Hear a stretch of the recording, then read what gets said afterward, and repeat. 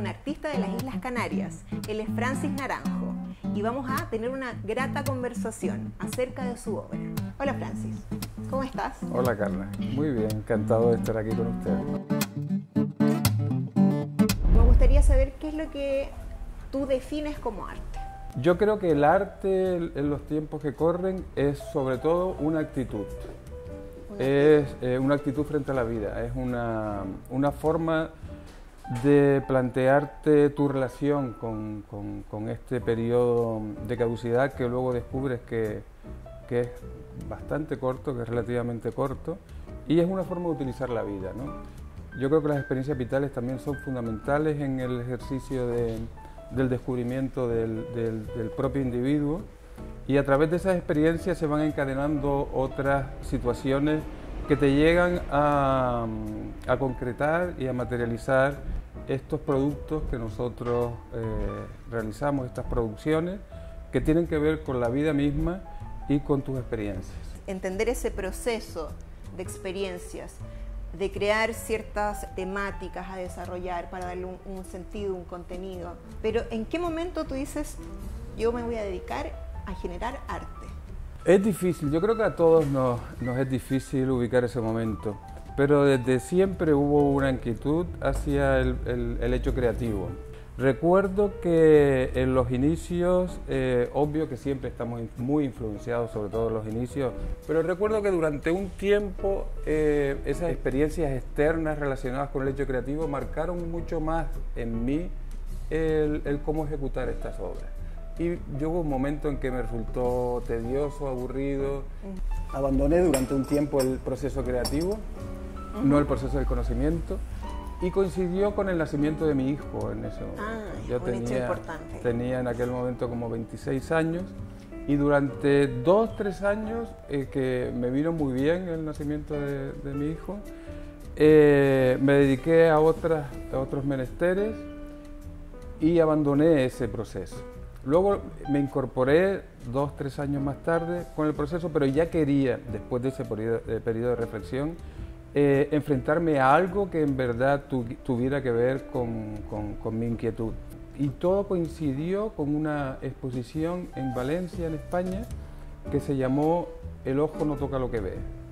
Eso fue en el año 94, y a partir de ahí es cuando ya empiezo a generar estos retos que de alguna manera me incitan hacia la aventura de mi proceso.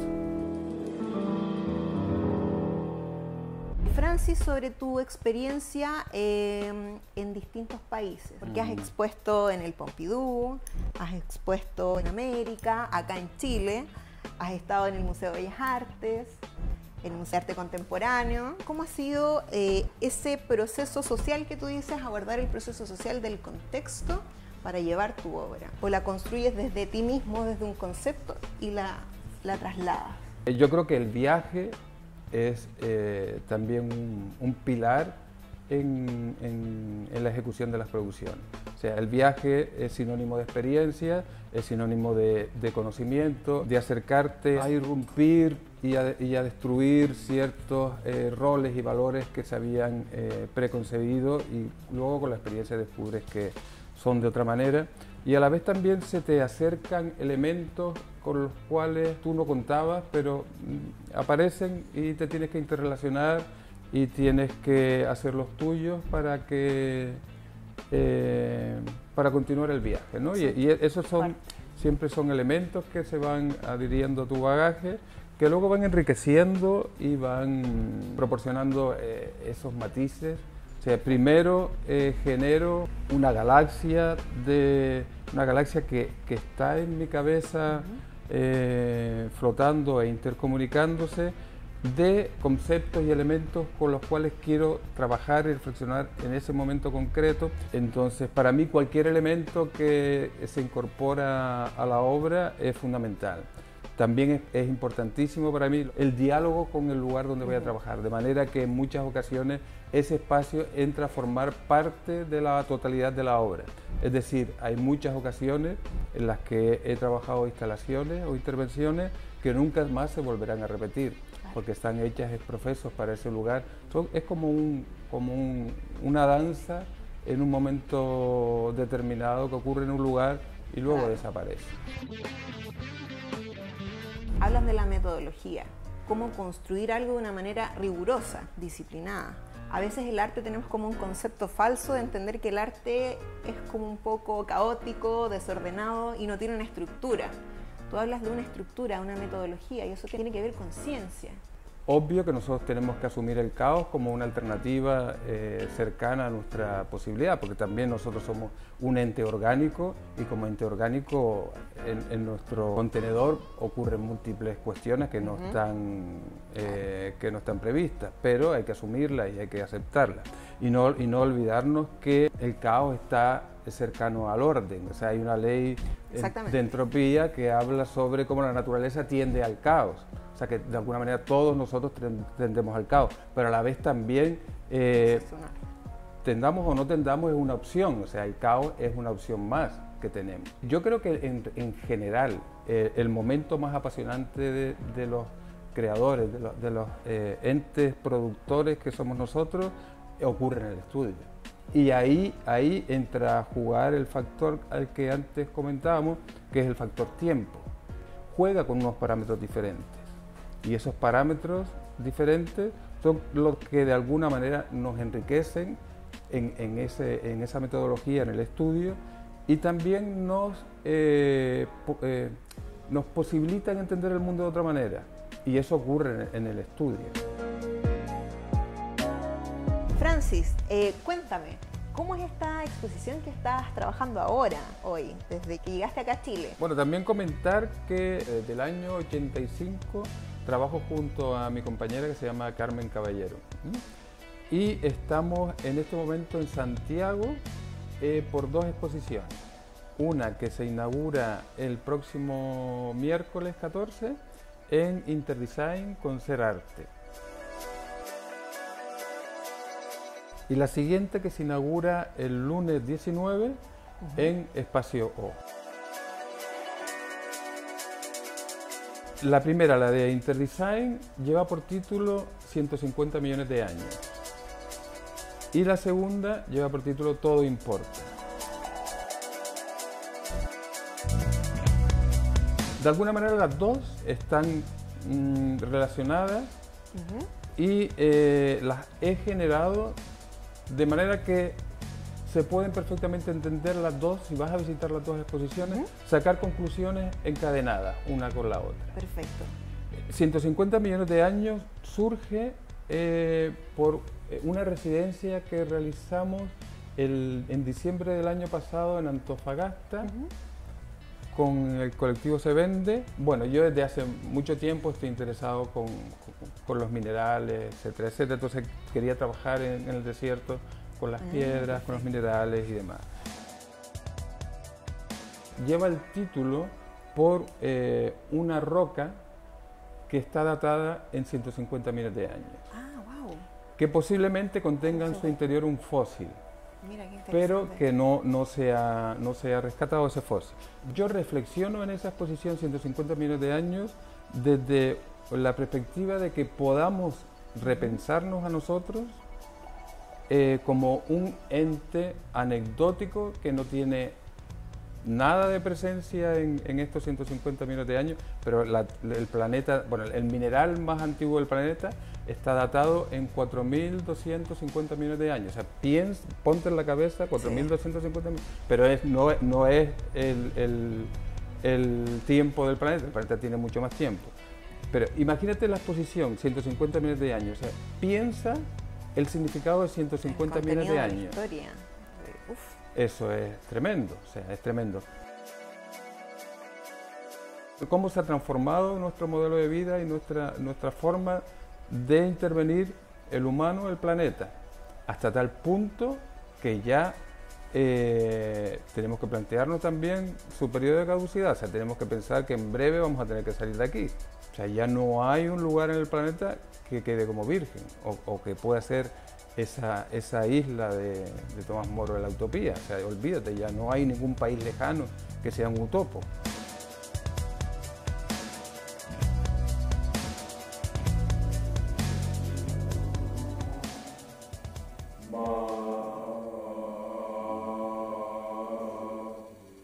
Hay un vídeo que culmina esa exposición, que es una colaboración con el poeta Dionisio Cañas, un poeta con el que yo colaboro, tenemos muchos trabajos en conjunto, y ese cierra la exposición, que a mí me parece muy interesante ese vídeo.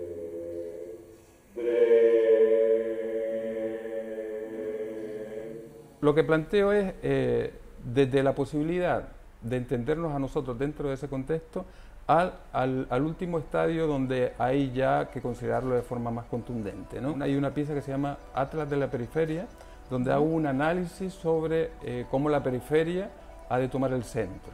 Y efectivamente la periferia ya ahora mismo es el centro de la atención de lo que en verdad está ocurriendo. Pero de lo que en verdad está ocurriendo y donde en verdad nosotros podemos encontrar otros modelos de vida, otras formas de experiencia, ¿no?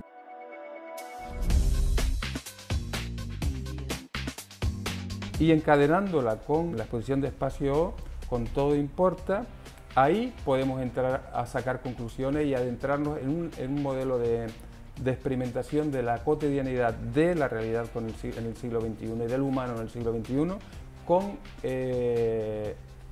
con nosotros como un ente caduco que genera la alternativa de entrar en el bucle de que en general entendamos que todo pertenece a la alternativa de la caducidad, a la alternativa del caos, a la que antes hablábamos. Y la alternativa también de repensarnos para replantear nuestra forma de vida y nuestra forma de pensamiento y nuestra forma de actuar en esta situación que ahora mismo estamos viendo, que solicita por urgencia que en verdad lo ejecutemos de esa manera.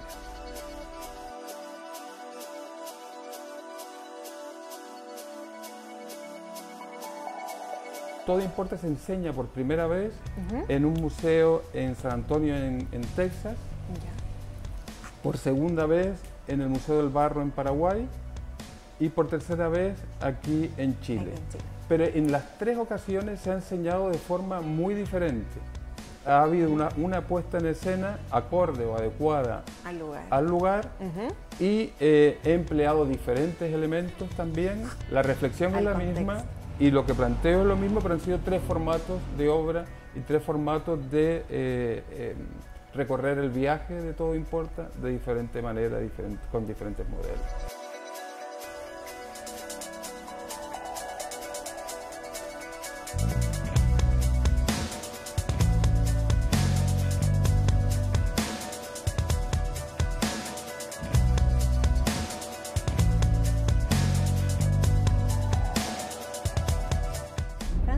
¿Te gusta Chile? A mí me parece apasionante Chile, o sea, a mí me siento cómodo en Chile, me siento como en casa. Y también me apasiona el mundo del arte, y el mundo de la cultura y el mundo del pensamiento. Yo creo que el viejo mundo ya es bastante aburrido en general, y yo creo que el nuevo mundo, y en algunas ocasiones llamado el tercer mundo por Occidente, en muchas situaciones en Europa, cuando se habla de Latinoamérica, se entiende Latinoamérica como un solo lugar. Y donde no existen diferentes coyunturas culturales, sino que se entiende, y todo Latinoamérica es el tercer mundo. Y yo les digo a ellos, bendito tercer mundo, que es donde en verdad se puede vivir una experiencia más digna y más verdadera con el disfrute del intercambio y de la condición humana. O sea, a mí me parece que el tercer mundo es donde en verdad la posibilidad de vivir la experiencia del individuo consigo mismo.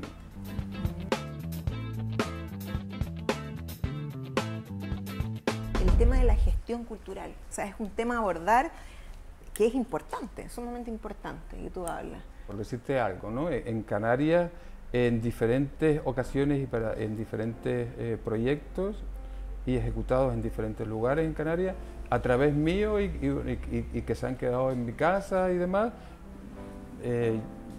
pues han pasado más de 15 artistas o creadores chilenos y confío en que vayan a seguir pasando, ya que el año próximo, si todo va bien, se pondrá en marcha un proyecto en la ciudad natal, en Santa María de Guía, donde nací, donde tengo mi estudio, donde va a ser un ente productor de cultura e intercambio, o sea, uno de sus pilares va a ser fundamentalmente la relación con Latinoamérica. Es muy interesante porque a veces se cataloga un poco como el artista de manera individual y creo que tú transformas toda esta situación de arte, de artista, de trabajo conjunto, de traspaso de conocimientos. Es bonita la situación que mencionas. Yo creo que algo potente, bonito, interesante y sobre todo enriquecedor es la posibilidad en estos tiempos que corren de trabajar obra en colaboración con otros creadores. Tiene que haber un diálogo mayor y una apertura. O sea, en muchas ocasiones tienes que ceder algo para que esto funcione. Y eso es importante también. Y sobre todo para enriquecerte tú. O sea, enriquecer al otro y enriquecerte tú, porque al fin y al cabo uno está en esto porque uno quiere enriquecerse y porque quiere vivir otras experiencias y otros momentos y quiere vivir más cerca de la pasión, que es un poco lo que nos mantiene cerca, cerca de esa actitud vital.